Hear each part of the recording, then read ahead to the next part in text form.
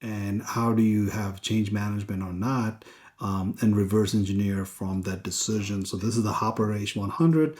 When the Blackwell comes out, it's going to be a different level of engagement with artificial intelligence, and that's going to cost you differently for the data center. Metadata is the key, and metadata is not just something that we have been using for the last 30, 40 years, but metadata is what's going to enable us to go forward with the immense amount of data that we are processing. Because if you think about big data, that was hot 15 years ago, right? Big data is still hot today, right? But we don't talk about that, right? But metadata and things of the nature, it's underlying equations that we really have to be familiar with in order to say, yeah, look, if I'm going to do AI, I'm going to do it with metadata. Business impact analysis that you will conduct in order to identify what it is that you want to gain out of artificial intelligence. What is it you want to gain out of large language model? And if your organization don't call it large language model, what do you want to gain out of ChatGPT? How do you want to use Gemini? Business impact analysis have obvious study done over either hours or months, or some companies are still working on it 3 years later, because we see a lot of them. When we engage with them, we ask them, what are sort of the use cases that you have decided on? These use cases are still not being prioritized, haven't been scored properly, but the use cases are nonetheless is there, and it's easy to find. Like I said, could be done in hours, could be done in months, but all depending on the people, process, and technology. Data ownership is what you're trying to achieve, not artificial intelligence, actually. Because if you focus on artificial intelligence, you will lose all sorts of ownership in the data stage. Data ownership is the key.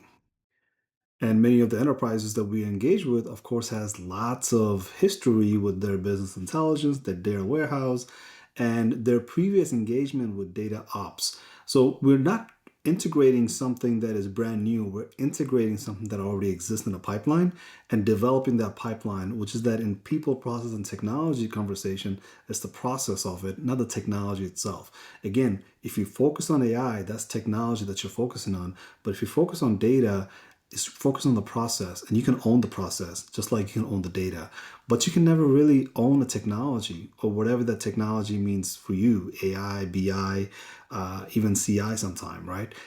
It depends on where your ownership mentality comes from. If you're trying to own the technology, that's really hard. Even Google tells you that's really hard to do. But if you're trying to own the process, you can own the data with it.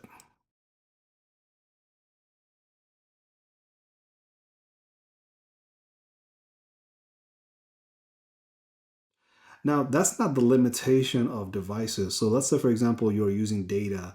Those data is in your car, right? As in your Tesla car, or cars that are driving and keeping in the lane. They're using lots of this machine learning and artificial intelligence by extracting data in real time and delivering those data for your experience with those data.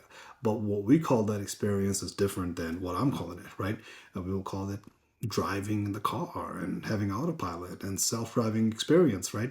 But they're all literally doing just like what you're experiencing in your laptop. Data is being pulled while it's resting, wherever it's resting. It doesn't have to be in your device. It's out in the world somewhere. And once it's extracted and processed, now you can experience that data or the outcome of it. And we talk about the data as at rest, but data has to be processed from going from rest to, you're experiencing it. So there's a CPU and GPU conversation to be have, and these CPU, GPUs, you will hear that a lot of time, right? What that means is a processing unit, right? There's also a term called DPU, but that's in a data center level. That's somewhere that, you don't have to really worry about DPUs continuously. There's also NPUs. So GPUs, CPUs, NPUs, DPUs, you might hear that in redundant conversation, but at the same time, if you understand the layers of all these things, you can say, oh, these are on a processing level, right? The P, pretty much gives it all away, right?